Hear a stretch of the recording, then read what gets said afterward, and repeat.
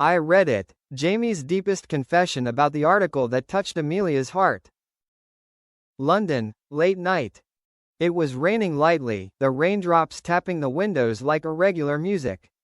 In the warm Dornan family home, everything was so quiet that you could hear the crackling of the wood stove. The children were asleep. The hallway light was a soft yellow. A night like any other, until Jamie walked out of the study with a strange look in his eyes. He stood there, leaning his shoulder against the doorframe, holding a cup of tea but not drinking it. Amelia was stacking some books on the table. She looked up. "Jamie, are you okay?" Jamie exhaled, a slow breath, then moved closer. "I read the article." Amelia paused. She knew he was talking about the article that had been circulating all day. Jamie Dornan, Amelia Warner, Hollywood's quietest, most enduring love story. She laughed softly, her voice laced with embarrassment. "Do you think they've exaggerated a bit? The media?" Jamie sat down next to her, putting his teacup on the table. And what he said next made Amelia pause slightly. "No, I don't think they exaggerated. I think they know you better than you think." A silence that wasn't scary, but deep and beautiful. Amelia pulled the small blanket up to her legs, looking at her husband. She knew that beneath that calm gaze were layers of emotion that Jamie had never put into words. "Is there something on your mind?" Jamie propped his elbows on his knees, clasping his hands together. The look of a man weighing his words, as if each word carried weight. "I didn't expect reading about myself would touch me like this." Amelia gently took his hand. "Touched me in a good way or a bad way?" Jamie turned to look at her. His eyes were soft, but deep like a lake at night. "Good, but strong, very strong." Jamie began to tell, not the public story, but the story inside him. "They wrote that you became a symbol of maturity in love." Amelia smiled. "Because you are."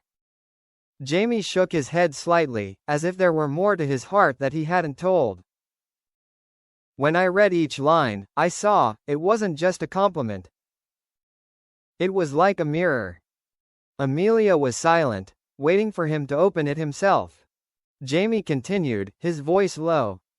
"I saw the 16-year-old boy, who had just lost his mother, who was silent for fear of disturbing others.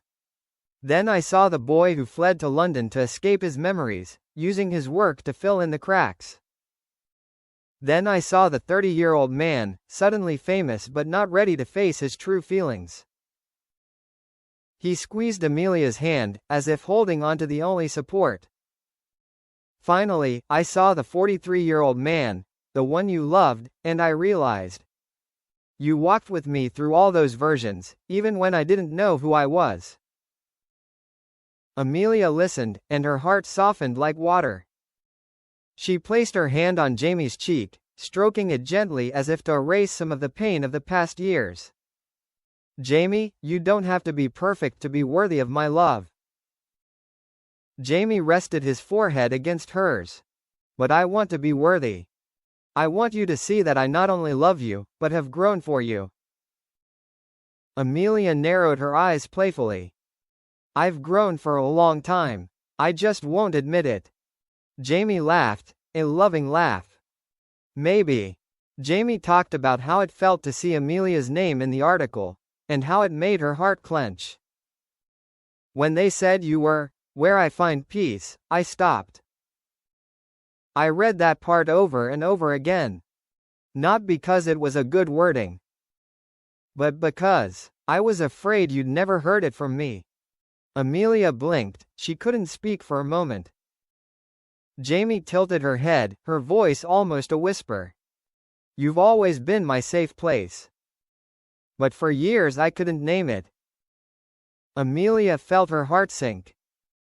A simple admission, but she knew Jamie had a long way to go before saying it.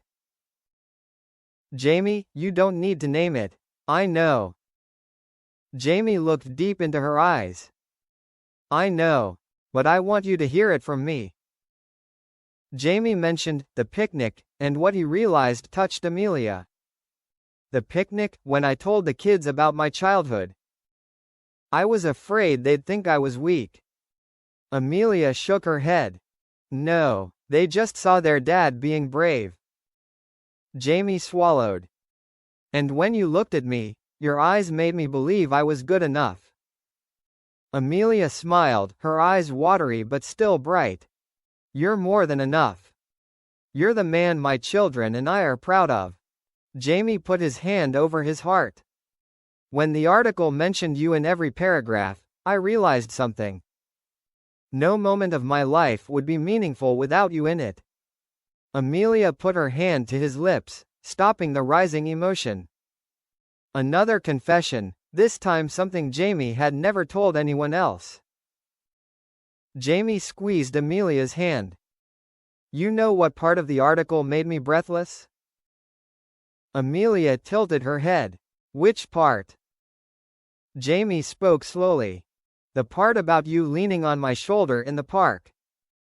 They called it, a woman looking at her partner with pride. I never thought you were proud of me. Amelia blurted out. Jamie, why would you think that? Because you thought you weren't enough, Amelia. Not stable enough. Not emotional enough. Not whole enough. Amelia placed her hands on his cheeks, gently pressing him to look at her. You've been enough for a long time. I'm proud of you every day. Even when you don't love yourself. Jamie closed his eyes, as if the words had just reached the deepest part of him. The moment Jamie moved from feeling to action, something that moved Amelia to the point of being speechless. Jamie opened his eyes, holding Amelia's hands. I want to do something. Amelia asked. What is it? Jamie chuckled, but his eyes were serious. I want to spend one day a month, just for you. No work. No schedule. No phone calls. No one to interfere. A day for me to love you, the way you deserve.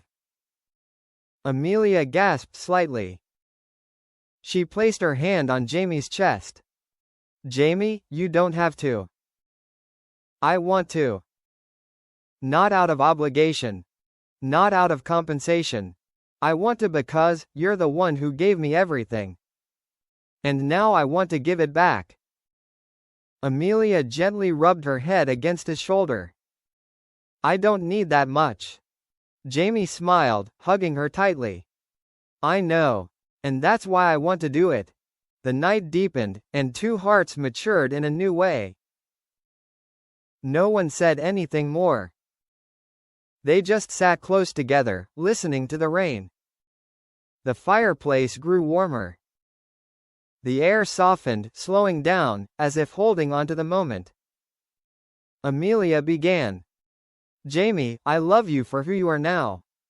But I also love the versions of you that were before. Even the broken parts. Even the silent parts. I love you, enough to get through it all. Jamie kissed her hair. Thank you for not giving up on me when I didn't know how to hold you. And Jamie's final words, making that night a new milestone in their marriage. Jamie held Amelia close, speaking in his deepest, most sincere voice. Amelia, you're not just the person I love. You're the person who makes me who I am. Amelia looked up, her eyes were lightly tearing but bright like a warm lamplight. Jamie? That was the most beautiful thing I ever said to you. Jamie smiled, placing his hand on her heart. And I will say it many more times. Not a new vow, but a chapter of marriage rewritten with maturity. That night, in the warm little house, under the sound of the gentle rain outside, Jamie Dornan and Amelia Warner gave each other nothing brilliant. No boasting. No acting. No pretending to be perfect. They gave each other truth, trust, healing, and a silent, enduring commitment. A love that needed no proof. Just living. And they lived it that way.